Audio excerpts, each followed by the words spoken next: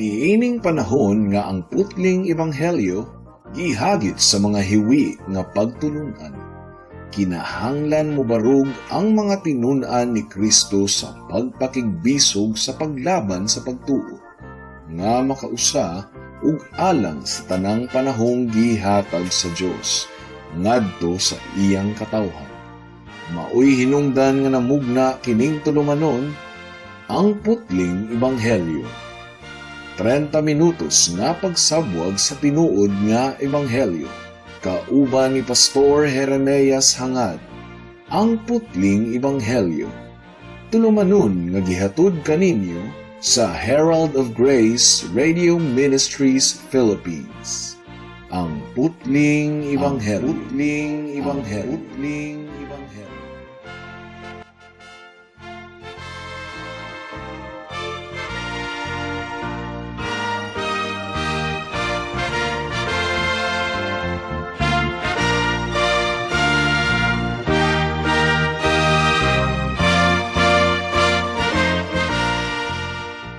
Mayong hapon Mabinay, mayong hapon Negros Oriental, Negros Occidental, Guimaras, Dumaguete City ug kutob sa tanang gidala sa Ginoo sa pagpaminaw ni ining atong programa nga giuluhan og ang putling ebanghelyo.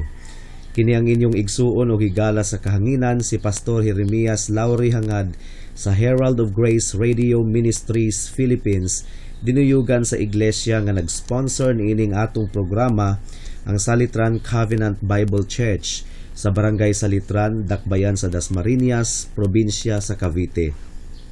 Ang atong teksto ning takna sa kahaponon makita sa ikaduhang Korinto kapitulo 4 bersikulo 3 ug 4. Ang giingon dire, kay kun wala hisabti ang ebanghelyo nga among giwali, ang wala makasabot niini kadturang mga nangalaglag. Dili sila mutuon niini tungod kay gibutaan man sa Dios niining kalibutana ang ilang mga hunahuna. Busa dili sila makakita sa kahayag sa ebanghelyo mahitungod sa himaya ni Kristo nga mao ang sibo nga dagway sa Dios. Ikaduhang Korinto kapitulo 4 bersikulo 3 ug 4. Atong makita sa atong teksto ang dakong pagsalig ni Pablo sa iyang gipanglitok. Wala gayud siya bisag jutay nga pagduda nga ang ebanghelyo nga iyang giwali tinuod gayud. Miingon siya nga kung ang mga tawo dili mudawat sa simpleng mensahe sa ebanghelyo nga iyang giwali, kini tungod kay gibutahan ni Satanas ang ilang hunahuna. Sa walay paglipod-lipod mga kahigalaan, giingnan ni Pablo ang mga tawo, mao kini ang pulong sa Dios. Tuuhin ninyo kini, kay kun dili makasala gayud kamo ug dako kaayo, ug inyo lamang gipamatud-an nga nasalaag kamo ug nahailalom sa impluwensya sa yawa. Karon makapangutana kita, asa man gikan si Pablo niini nga kaisog? Matubag nato kini kun atong basahon ang bersikulo 1. Ang giingon dire, karon nga naangko namo kini nga buluhaton, sumala sa kaluoy nga among nadawat, wala kami maluya. So giingon ni Pablo, sumala sa kaluoy nga among nadawat. Kay kun inyong nasayran, manluluto si Pablo kaniadto sa mga magtutuo kang Kristo. Apan gidakop siya sa Dios didto sa dalan padulong sa Damascus. Kung atong hunahunaon, dako kaayong paglihok sa kaluoy sa Dios nga pagaluwason ang manlulutos sa iyang iglesia. Giabot sa Ginoo sa iyang kaluoy si Apostol Pablo. Kanhi manlulutos pero karon magwalali na sa pulong sa Ginoo. So karon nasayod na si Pablo nga gipasaylo na ang tanan niyang mga sala. Nabati niya nga natawo na siya pag-usab, gibag-o na siya ug alang kaniya ebidensya gayod kaayo kini nga ang ebanghelyo gikan gayod sa Dios. Tinuod gayod ang ebanghelyo tungod kay nabag-o ang iyang kinabuhi. Ug tungod kay nakadawat man siya og kaluoy gikan sa Dios, nakita niya kaayo nga ang ubang mga tawo nanginahanglan usab og dakong kaluoy. Nakita usab niya nga ang ebanghelyo nga nagluwas kaniya makaluwas usab sa uban. Mao kini ang nagtuklod kaniya sa iyang buluhaton, ug mao kini ang hinungdan nganong mainiton kaayo ang iyang pagwali sa ebanghelyo. Mao ni ang sikreto sa mga epektibo nga magwalali mga kahigalaan, kining nasinatian gayud nila mismo ang ilang giwali. Unsaon man nila pagwali ang mahitungod sa kapasayloan, kaluwasan, kaluoy ug kabag-uhan kung wala nila kini masinatii. We cannot give what we do not have. Ang magwalali nga wala makadawat sa grasya sa Ginoo sa kaluwasan, luoy gayud kaayo tungod kay nasayod siya sa iyang kinasuluran nga nagpakaaron ingnon lang siya sa iyang mga pagwali. Apan kung tinuod gayud siyang naluwas, walay makapugong kaniya sa pagwali nga mainiton gayud. Bisan pagdunay mual kontra kaniya. Nasayod siya nga tinuod ang iyang mensahe, mao nga muwali gayud siya. Usbon ko mga kahigalaan, nadawat namo ang grasya ug kaluoy sa Dios. Mao nga gusto usab namo nga madawat kini sa uban. Maihinungdan nganong naningkamot kita sa pagsibya sa ebanghelyo sa grasya ug kaluoy sa Dios alang sa mga makasasala nga maghinulsol ug musalig kaniya dinhi sa kahanginan. Adunay upat ka butang ang atong pamalandungan karon. Una, sumala sa atong teksto, una, hayag kaayo ang ebanghelyo. Tungod kay ang bersikulo 4 naghisgot man sa kahayag sa mahimayaong ebanghelyo ni Kristo. Ikaduha, simple ra gayud kaayo ang ebanghelyo, dali ra kining sabton. Ikatulo, kung atong iwali ang ebanghelyo, iwali nato kini sa simple nga pamaagi. Dili nato lisdon ang pagpasabot. Ug ikaupat, kung dili pagihapon makita ug masabdan sa mga tawo ang hayag ug simple nga ebanghelyo, ilhanan kini nga sila nasalaag ug nahailalom sa pagmando ni Satanas. Sumala sa atong teksto. Sumudangat kita sa unang punto. Hayag kaayo ang ebanghelyo. Nalukop ang bagong tugon sa pagpasabot niini. For example, sa unang Juan kapitulo 2 bersikulo 8 ang giingon diri, ang kangit-ngit milabay na ug ang tinuod nga kahayag nagsidlak na karon. Ug kini nga kahayag nagpadayag sa himaya ni Kristo. So klaro kaayo ang giingon sa atong teksto, ang kahayag sa ebanghelyo sa himaya ni Kristo. Usbon ko, ang ebanghelyo nagpadayag sa himaya ni Kristo. Atong tan-awon diri sa Kolosas kapitulo 1 bersikulo 16, makita nato diri ang himaya ni Kristo. Ang giingon diri, kay pinaagi kang Kristo gibuhat sa Dios ang tanan nga atua sa langit ug ania sa yuta, makita ug dili makita. Gibuhat sa Dios ang tanan, pinaagi kaniya ug alang kaniya. Well, dili ra kaayo kini good news kun hantod ra diri ang istorya. Apan gisumpayan pagayod kini. Si Kristo nga anak sa Dios mianhi dinhi sa kalibutan ug nakigambit sa atong pagkatawo. Gipanganak siya didto sa Bethlehem ug nahimo siyang tinuod nga tawo, apan wala mawala ang iyang tinuod nga pagka Dios. Mao kini ang unang budyong sa ebanghelyo. Dako kaayong kaluoy sa Dios nga nagpakatawo si Kristo.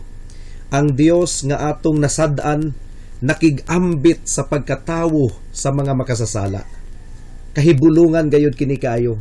Ang labing makagagahom nga Dios nahimong Emmanuel, nga ang buti pasabot God with us, o kauban nato ang Dios. Si Kristo gitawag og Emmanuel, God with us. So tinuod gayud nga Dios si Hesukristo. Ug napagayoy sumpay, ang Ginoong Hesukristo niadtong mianhi siya sa kalibutan, nagwali, nagtudlo ug nagbuhat og mga milagro sa iyang kaluoy, nagpalayas og mga demonyo ug nag-ayo sa mga masakiton. Iyang gipamatud-an mga kahigalaan nga siya maluluyon gayud kaayo. Gani mabasa nato sa mga ebanghelyo nga miduol kaniya ang mga maniningil sa buhis, ang mga makasasala aron mamati kaniya. Ato usab nga mabasa nga miingon siya nga pasagdi ninyo ang mga batang gagmay nga muduol kanako kay ila ang gingharian sa langit, ayaw sila pugni. Dili ba kini mahimayaong butang, mga kigalaan, nga ang Dios nga nagdumot kaayo sa sala, nakig-uban sa mga makasasala ug nagampo alang kanila. Katong gilansang siya dito sa krus, misinggit si Jesus, amahan ko, pasaylua sila kay wala sila masayod sa ilang gibuhat.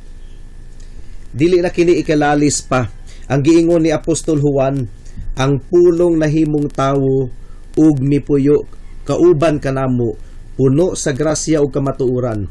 Nakita namo ang iyang himaya, ang himaya nga iyang nadawat, ingon nga bugtong anak sa amahan.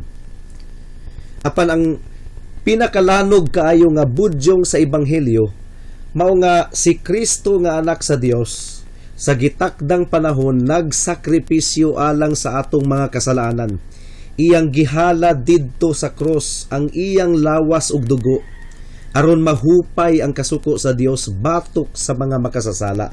Mao kini ang pinakalanog kaayo nga budyong sa ebanghelyo.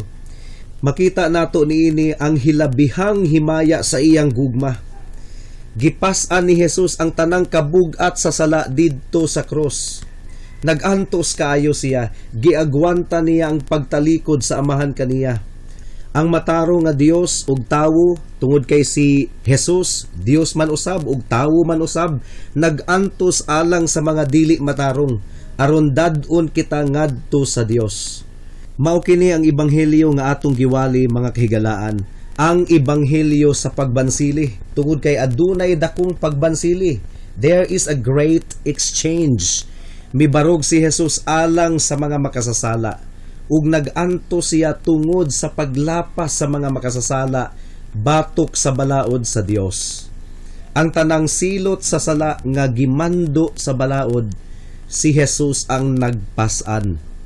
Napabay makalabaw sa pagkaanindot kaayo niini nga balita. Panwala pa tamahuman, mga kahigalaan, naapay sumpay si Kristo nga namatay ug gilubong, nabanhaw gikan sa kamatayon ug milingkod sa tuong kamot sa amahan ug nangaliyupo alang kanato. Mao nga makahimo si Jesus sa pagluwas sa hilabihan gayod sa tanang muduol sa Dios pinaagi kaniya, tungod kay kanunay siyang nabuhi aron sa pagpangaliyupo alang kanila. Mao kini ang giingon sa mga Hebreyohanon, ang ebanghelyo sa himaya ni Kristo.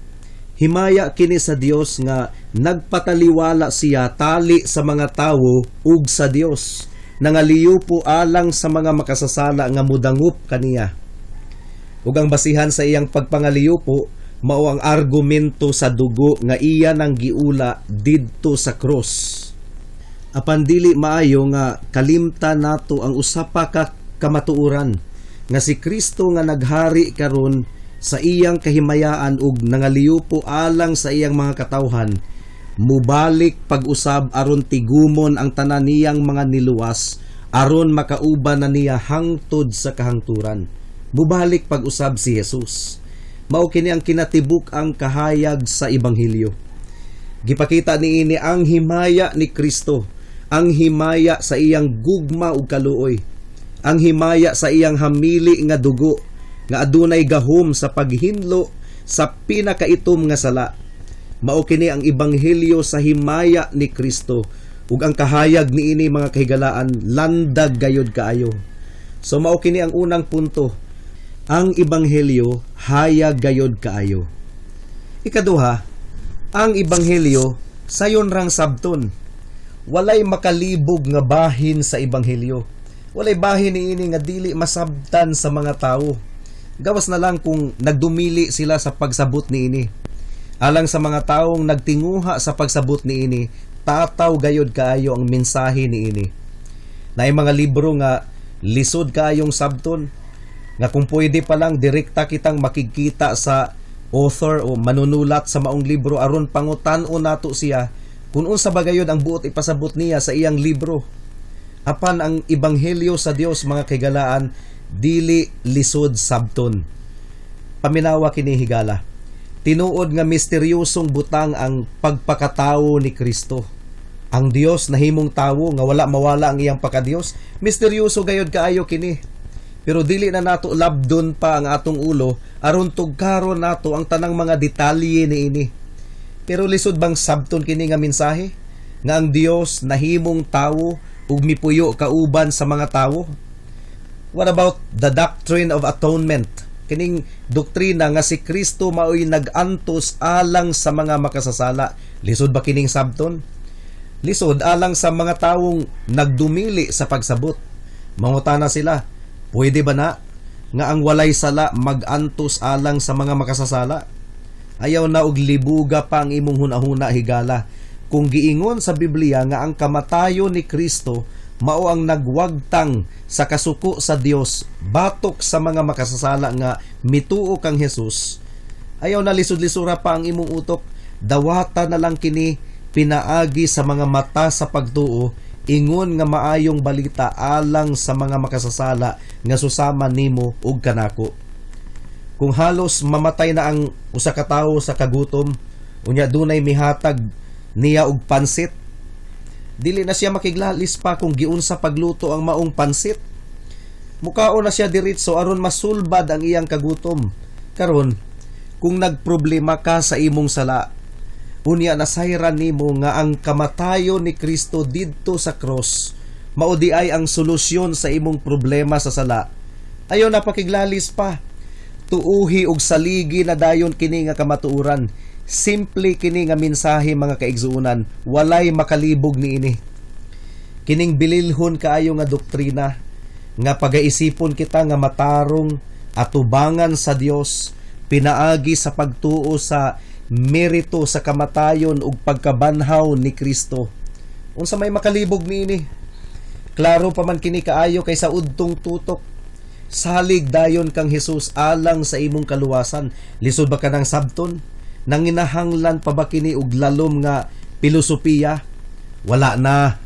Si Kristo, Dios nga nagpakatawo, nagantos didto sa cross, nagpaula sa iyang dugo, ingon nga hingpit nga bayad sa sala sa mga katawhan.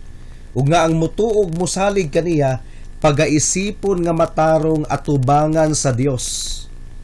Simple nga mensahe, masabtan bisan pa sa pinakayanong tawo diri sa kalibutan. Unsa na lang kahano? Kung ang mga abogado lang ang adunay katakos sa pagsabot sa ebanghelyo, daghan gayud kaayong malaglag didto sa impyerno kay jutay raman ang makasabot.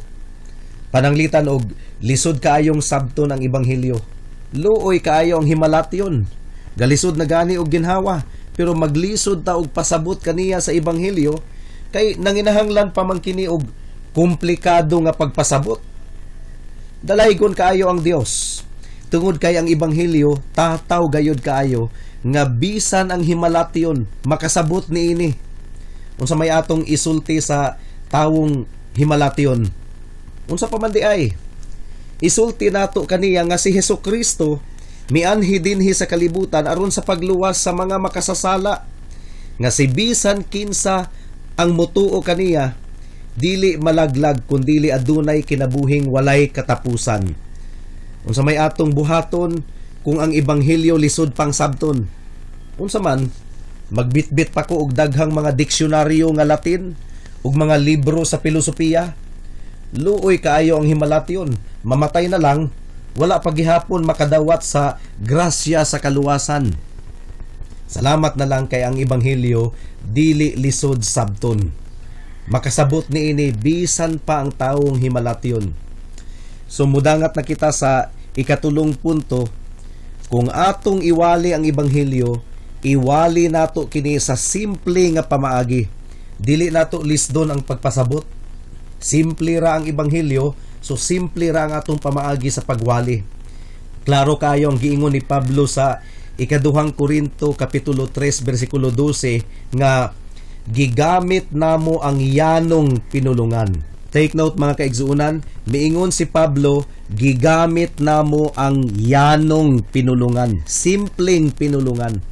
Ug sa unang Korinto kapitulo 2 bersikulo 4, miingon siya, ang akong pagpanudlo ug mga pagwali dili pinaagi sa madanihong mga pulong sa tawhanong kaalam, kundili pinaagi sa pagpasundayag sa gahom sa Espiritu sa Dios. Kung nakaila mo ni Pablo, siya ang tao nga lawom kaayo maminsar. Bugado god. Bugado to si Pablo. Banggiitan pud kaayo to mangistorya. Pero wala niya giwali ang ebanghelyo sa inabugado nga pamaagi, kundili sa yano lamang nga pinulungan, aron masabtan kini bisan sa yano lamang nga mga tawo. Ang iyang giingon sa unang Korinto kapitulo 2 bersikulo 2, nakahukom ako nga kalimtan ang tanang mga butang gawas kang Hesukristo ug ang iyang kamatayon didto sa cross. Gikalimtan ni Pablo ang iyang pagkaabogado. Simple lamang ang pamaagi sa iyang pinulungan, sa iyang pagwali sa ebanghelyo. Si Pablo ang tawo nga nagsulat mahitungod sa pipila ka mga butang nga lisod sabton, sumala sa giingon ni Pedro. Pero sa pag-abot sa ebanghelyo, dili gayud lisod ang presentasyon ni Pablo. Mura siya og kindergarten teacher nga naningkamot nga himuong simple ang leksyon aron masabtan sa iyang mga kindergarten pupils. Mao kini ang atong sumbanan sa pagwali, mga kaigsuonan. Iwali ang ebanghelyo sa simple ug tataw nga pamaagi. Wala na tanang ginahanglan og mga balaknon nga mga pulong sa atong pagwali.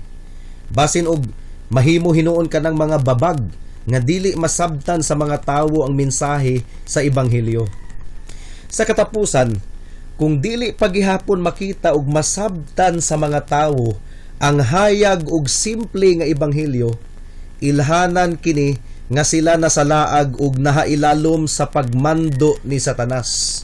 Unsa may giingon sa atong teksto, ang giingon diri sa bersikulo 4, kay kun wala hisabti ang ebanghelyo nga among giwali, ang wala makasabot niini kadturang mga nangalaglag.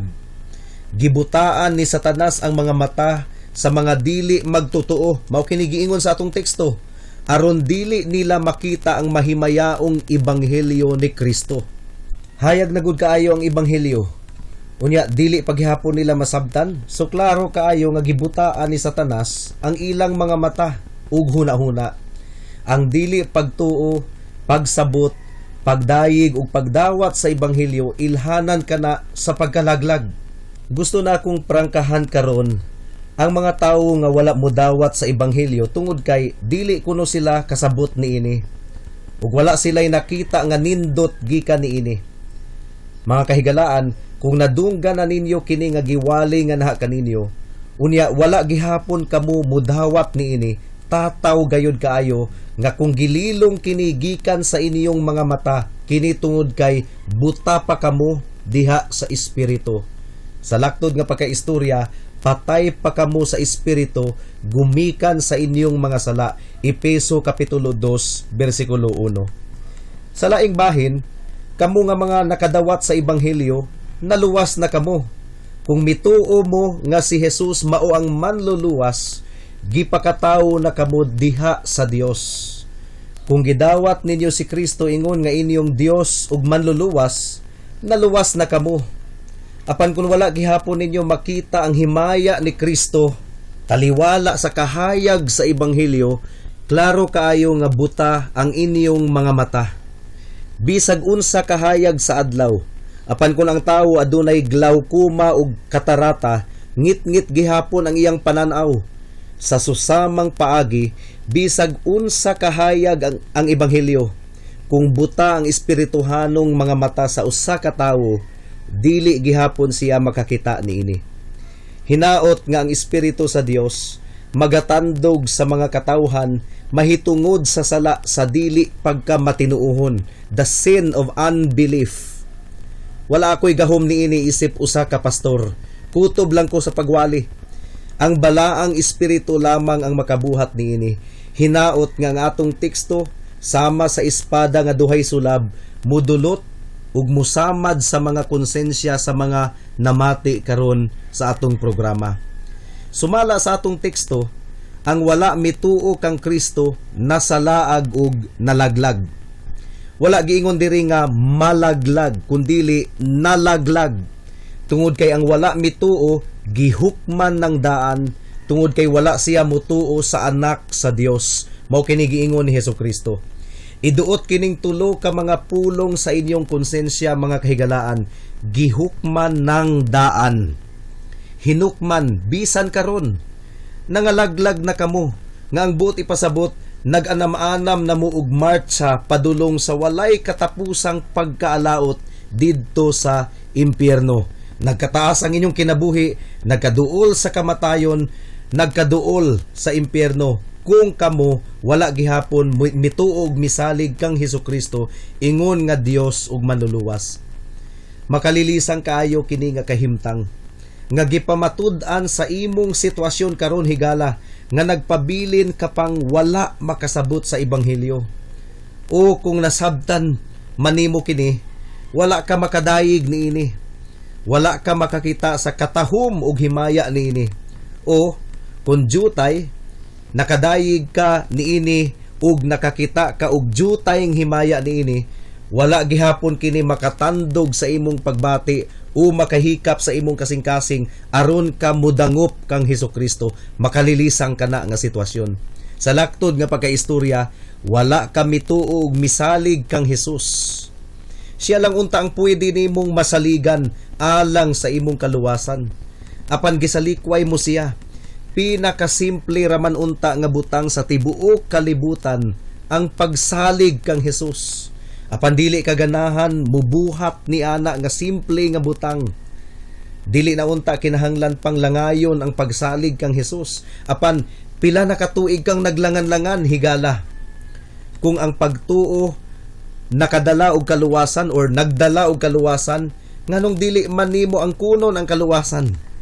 Nganong magpabilin ka pa man sa imong unbelief, dili pagtuo sa mahimayaon kaayong kamatuoran nga gipadayag sa Dios sa tawo.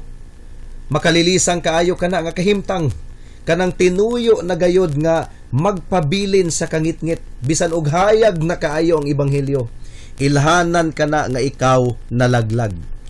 Gipasabot usab ni Apostol Pablo kung nganong nagpabilin ni ana nga kahimtang ang mga makasasala. Ang giingon niya sa atong teksto, mao nga si Satanas mao ang nagbuta sa ilang mga mata aron dili nila makita ang kahayag sa ebanghelyo. So majority sa mga tawo nga dili magtutuo diri sa kalibutan, mga buta sa espirituhanon nga mga mata, gibutaan ni Satanas. Unsa man ang kasagarang mga taklob sa mga mata nga gigamit ni Satanas? Gigamit niya ang mga buta nga kinaham kaayo sa ilang kasing-kasing nga makasasala. For example, hunghungan ni Satanas ang hunahuna sa tawo sama niini. Kung makristohanon ka, dili nakaka-enjoy sa kalibutan, dili nakaka-enjoy sa imong mga bisyo. O di ba kaha, kung makristohanon ka, katawaan ka sa imong mga amigo. So hadloko ni Satanas ang iyang mga biktima. Maningkamot pud siya nga ipakagaan ug ipakawalay bili ang himaya sa langit nga naghulat sa mga magtutuo, ug iyang palapdon ang mga kalibutanong kalipay. Apan itago niya gikan sa pagsabot sa tawo ang tinuod nga kalipay nga maangkon sa mga magtutuo, gumikan kay napasaylo ang tanan nilang mga sala diha kang Kristo, ug naghulat ang ganti sa langit alang kanila. Maningkamot si Satanas nga tabunan kini nga kamatuoran. Karon, unsa may atong maistorya sa pagtapos ni ining atong pamalandong? Dili ka pa ba magtutuo higala? Hinukman ka pa ba gihapon? Ang maayong balita mao nga aktibo pagihapon si Kristo nga nagaluwas karon sa tanang mga makasasala nga moduol kaniya. Mao nga duol kaniya higala, dili kaniya balibaran, dili kaniya isalikway. Kung gibutaan ka ni Satanas, adunay gahom si Hesus sa pagtangtang sa himbis nga gibutang ni Satanas sa imong mga mata. Tawga ang iyang ngalan sama sa pagtawag sa duha ka mga buta sa libro ni Mateo. Ang giingon sa duha ka mga buta, Hesus, anak ni David, kaluy iintahon kami. Miduol si Hesus kanila ug giayo sila ni Hesus. Higala, mianhi si Hesus aron ablihan ang mga mata sa mga buta. Kung ikaw buta, duol kang Hesus, iya kang ayuhon. Unsa pa may nagpugong kanimo sa pagduol kang Hesus? Duol kaniya karon Paminawa ang iyang imbitasyon sa Isayas 1:18. Ang giingon diri, ngari kamo ug maghusay kita, bisag unsa kapula ang inyong sala, maputi kini kaayo sama sa niebe. Bisan pa kinig dagtong pula, maputi kini sama sa balahibo sa karnero. Salig sa manluluwas karon dayon higala. Bisan pag 10 minutes ago, hugaw kaayo ka atubangan sa Dios. Apan kun muduol ka kang Hesus karon, mahinlo gayud ikaw. Sa usa lamang kapag pamilok, kung muduol ikaw kang Hesus diha sa pagtuo karon mismo, diha dayon, mapasaylo ikaw ug maluwas ikaw. Hinaot nga panalanginan sa Dios ang imong kalag karon ug tinuod nga paghinulsol ug pagtuo kang Hesus. Amen ug amen. Hangtod dinhi na lang kita taman sa atong pagtuon karong taknaa, tungod kay wala na kitay oras pa. Ako kamong padayon nga giimbitar sa pagpaminaw ni ining atong programa sa matag Miyerkules alas 6 hangtod sa alas 6:30 sa hapon dinhi sa Power 102.1 RFM. Daghang salamat. Alang sa dugang nga mga pangutana, mahimong mo text kang Pastor Jeremias hangad sa 0935 744 3030.